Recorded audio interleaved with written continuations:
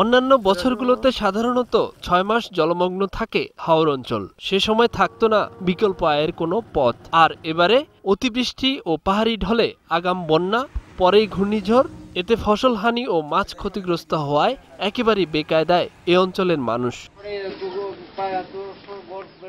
আয় রোজগার একেবারেই নেই, তাই চারদিক হাহাকার। কাজের সন্ধানে বেকার মানুষ ছুটছে রাজধানী ঢাকা সহ বিভিন্ন শহরতলিতে। অনেক মানুষ এরিয়া ছেড়ে চলে গেছে। অন্যত্র কাজের সন্ধানে যাবো, এটাও আমরা চিন্তা ভাবনা করতেছি। এখান তো ইনকামের তো কোনো রাস্তা আমাদের নেই। আমাদের এলাকাটা তো এক ফসলের বুড়ো এলাকা।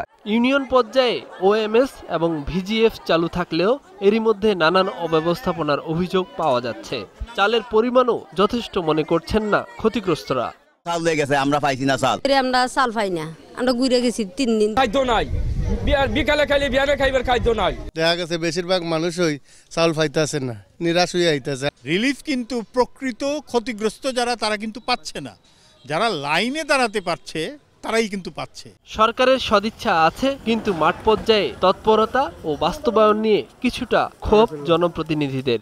আমরা যারা জনপ্রতিনিধি আছি আসলে মানুষের সামনে আইতে খুব বিব্রত বোধ করি, কারণ মানুষের সীমাহীন প্রত্যাশা, কিন্তু আমরা কাছে এমন কিছু নাই। 30 কেজি চাল কিংবা 500 টাকা দিয়ে তাদেরকে আমরা সার্ভাইভ করতে পারবো না। তাদের বড় আকারের ঋণ দিয়ে এই কৃষকদেরকে আবার পুনর্বাসন করতে হবে। ঘটনার তাৎক্ষণিকতায় প্রথম দফায় ত্রাণ কার্যক্রমে কিছু অব্যবস্থাপনা মানছেন কর্তৃপক্ষ।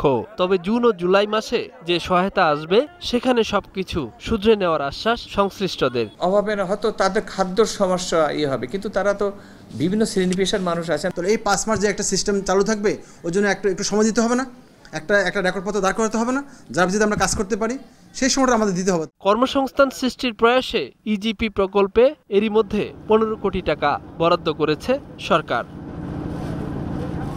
মোহাম্মদ নুরুন নবী, 21 টেলিভিশন, সুনামগঞ্জ।